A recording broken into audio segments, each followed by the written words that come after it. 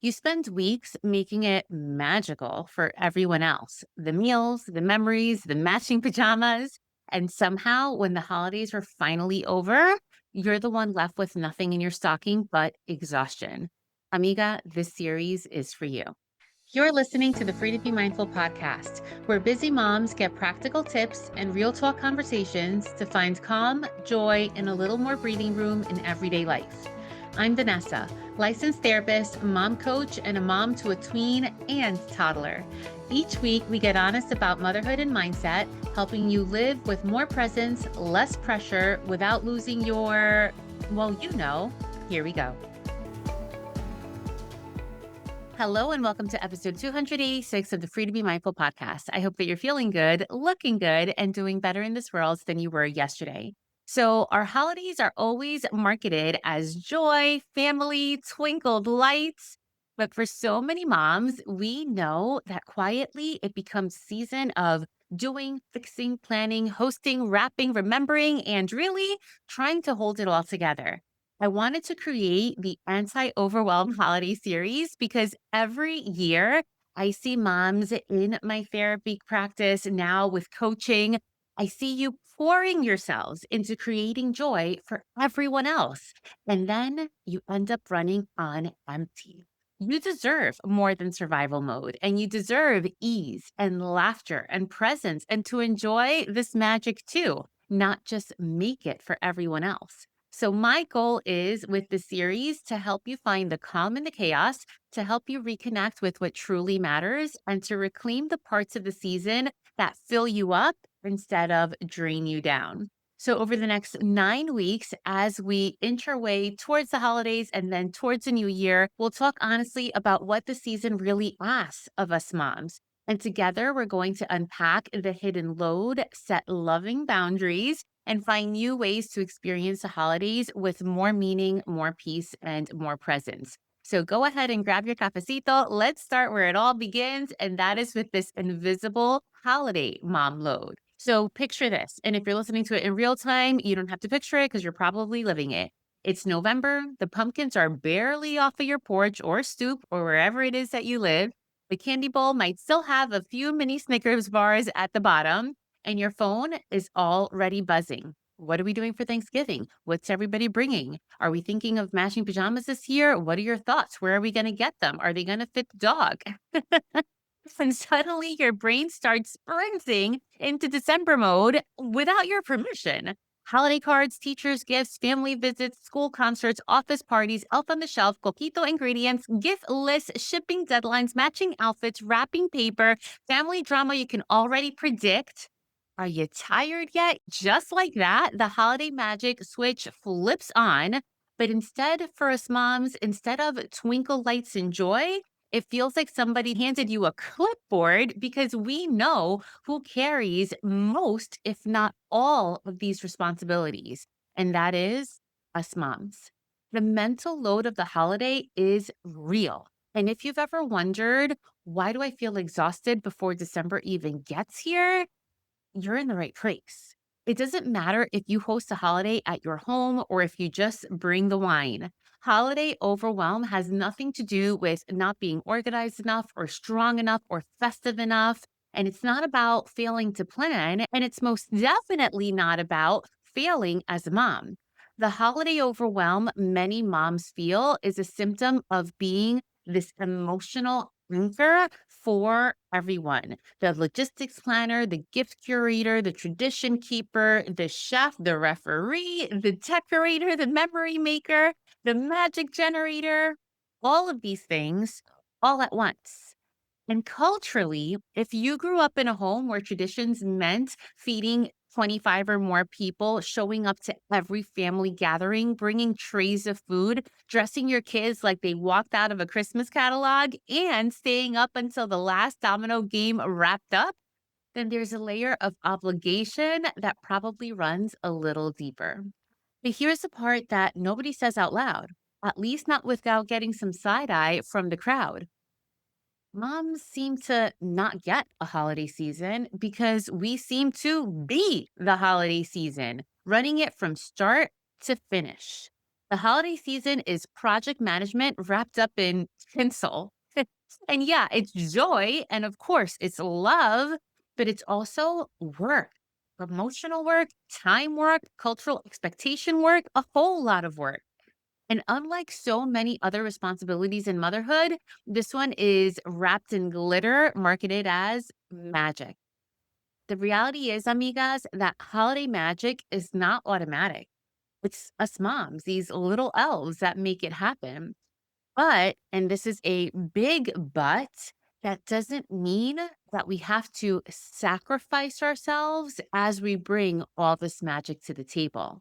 So let's get into what we do about this all. Because mentally, your brain is juggling lists, not just on what to buy, but who likes what, where to get it, how to find it affordably, especially in these times, what size does it need to be? Ordering deadlines, budget, wrapping, hiding spots, delivery plans, all of it.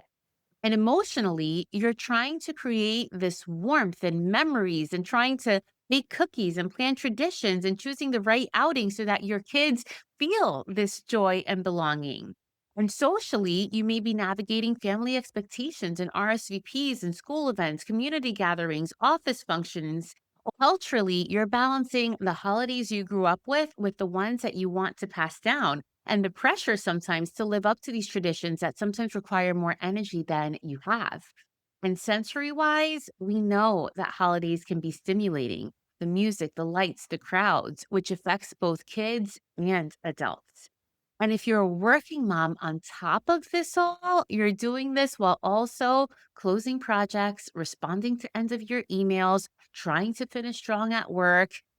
It's all a lot. So if you're feeling tired by even listening to all this before the season officially starts, know that nothing is wrong with you. Know that you are not behind, that you are not being dramatic, that you're just human. In many of our communities, holidays mean family. For some of us, that means lots of families. Calling everyone, visiting everyone, cooking for everyone, not saying no to invitations, making sure that the house looks its best, and sometimes even putting your own preferences on hold because that's how we've always done it. And there's often this level of guilt attached to doing less. If you choose to rest, you may fear someone will say that you're being antisocial or lazy or lacking spirit or forgetting where you came from. But I want you to remember that honoring your culture and honoring traditions doesn't mean that you have to sacrifice your well being because culture is meant to connect you, traditions are meant to connect you, not to drain you. So you are allowed to evolve your traditions. You're allowed to set boundaries with those you love while also creating a holiday rhythm that works for the family that you have now, not just the family that you came from. And you're absolutely allowed to say no without feeling like you're betraying your roots. So, how is it that we soften this load? Let's talk about what we can actually do. Here are five small but powerful shifts that can help you go from chaos to perhaps more grounded in the season.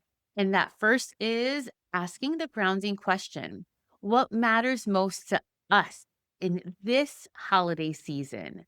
Not what will people think, not what we always do, not everyone else, but your home, your rhythm, and your capacity. Maybe this year it's a quiet morning or movie nights or one special outing instead of 500 of them. Make sure that you use clarity as your compass, which is part of our mindful living framework here. Tip two is to use the one thing rule. Each week of this holiday season, and there's 9 weeks in between the first week of November to New Year's, choose one meaningful memory maker. Maybe week one is decorating. Maybe week two is a holiday movie night. Maybe week three is baking cookies, or week four is choosing a family outing.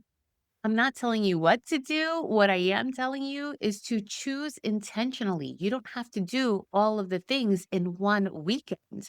I want you to actually choose the activities that you enjoy doing. Tip three is to set soft boundaries. And boundaries can sound like we're keeping things simple this year. Or we won't make every event, but we're excited to see everyone soon. Or we're choosing slower days so that we can enjoy them a little bit more. I'll share with you that a couple of years ago, instead of doing the traditional Noche Buena at a family member's house, who always seems to host more of her own friends than family members, which is okay, but it's just what happens. My husband and my sister-in-law decided to keep it simple, to just it be our two families and to wear pajamas. Now, mind you, typically on Noche Buena, which by the way, that's Christmas Eve in traditional Latino households where we place a lot more importance on Christmas Eve than on Christmas Day. So traditionally on Christmas Eve, we wear our living room best, which I also like to call it sala glam, right? To go to the sala, to the living room, we get all glammed up. And the first time that my parents came with us to my sister-in-law's house, they could not get down with just wearing the pajamas. They were like, "What is this? Like, you're supposed to dress up to just go sit in the sala, in the living room." But the year after, they comfortable with the idea of just keeping it chill and not overdoing it. All to say, I share this with you because boundaries don't have to block this connection. They can preserve it, but it can just look a little bit different. Moving on to tip 4, ask for help without apology. Delegating, wrapping, grocery runs, or cooking isn't weakness, it's teamwork. Why is it that it's one parent or the matriarch of the family that has to be responsible for doing all the shopping, all the cooking, all the mental gymnastics that comes with planning all of this stuff? Even on a sports team, you can't be the only one playing defense and offense at the same time. Involving your partner or your kids, your extended family, involving additional people helps everyone feel ownership in the season, and it teaches kids that joy isn't just made by one person, that it's something that the whole family creates together. And so often, moms especially just take this role on because perhaps that is a responsibility that was passed on to them. But remember, you don't have to keep it looking the exact same. And this same joy could still be felt by asking different people, family members, and friends to chip in with the different aspects of bringing joy to the holiday. And the last tip, tip 5, is practice a daily pause. This can be a 2-second pause or a 2-minute pause. When you feel your body tightening, when you feel your head or your list spinning, when you feel your breath getting shorter, I want you to literally stop. I know your brain isn't going to stop, but stop your body. I want you to inhale through your nose and exhale through your mouth and whisper something that is going to land on your heart and on your mind. That single shift and that single pause can shift your entire nervous system and your mindset to one that is more calm so that you can find joy instead of living in this space of overwhelm. And listen, I know that it's not easy. I know that boundary sounds real good on paper until someone throws a guilt trip your way. But that's exactly why we need to ground ourselves because the more that we protect our peace and the more presence we have to give to our kids, to our families, to ourselves, the more joy we can experience within a season.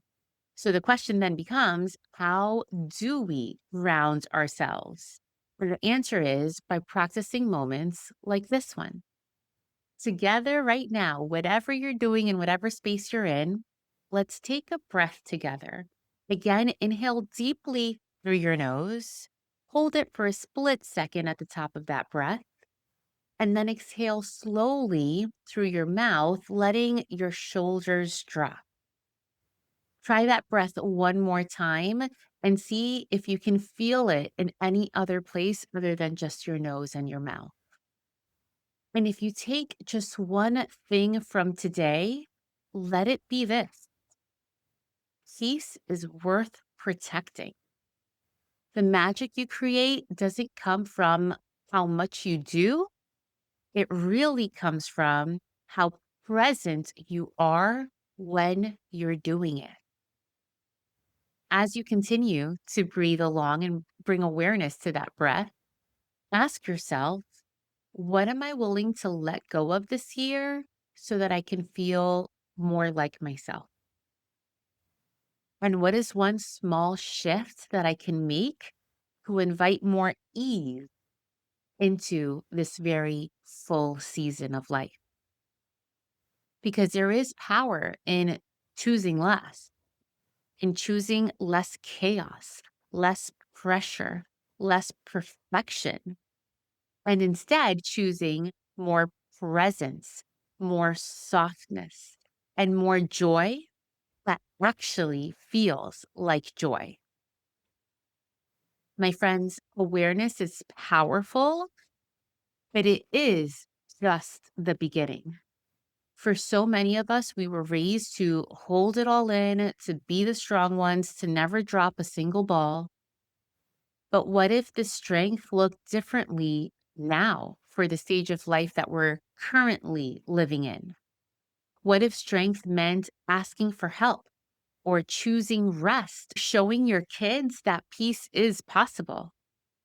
The next step after awareness is learning how to live with more calm, more connection, more confidence in knowing that you won't lose it in your everyday life. And that's exactly what my one to one mom coaching is designed to help you do, helping you move from overwhelm and exhaustion to creating a home that feels more peaceful, more connected, and full of joy again. And if this is something that interests you, I do invite you to visit the link in the show notes or visit amigamoms.com and just set up a 60-minute strategy call. This isn't, by the way, a business call on me trying to sell you why this is important. This is a strategy call. You bring in an issue, we work through it so that you just get the taste of what mom coaching is all about. And if you'd like to take it from there, we take it from there. Amigas, thank you for joining me today in the first episode of this Anti Overwhelm holiday series. And if you can do me the favor, please share this episode with a friend who's feeling this holiday pressure. We all know one. I'm sure that we do. And if you remember the saying from the 90s, friends don't let friends drive drunk. Well, let's shift that into present day and let's remember that mom friends or amiga moms don't let each other drown and overwhelm. So please do share the episode as I'm confident that it'll at least give them a different way of thinking about this holiday season. And as we go along through the weeks that are coming, you will learn new skills that you can implement in each week so that you really feel joy in this season. And if there's something here that truly hit home, send me a message on Instagram at Counselor V de Jesus. I'd love to hear what it is that you're taking from this episode and what you'll try to bring a little bit more calm into your holiday season. As we move into this holiday season, remember to keep breathing, remember to stay grounded, and remind yourself that holidays don't need you to do it all. They just need you. And as always, remember in a world where you are free to be anything, you are always free to be mindful. Thanks for tuning in, and I'll catch you next week for the next episode in this anti overwhelm holiday series.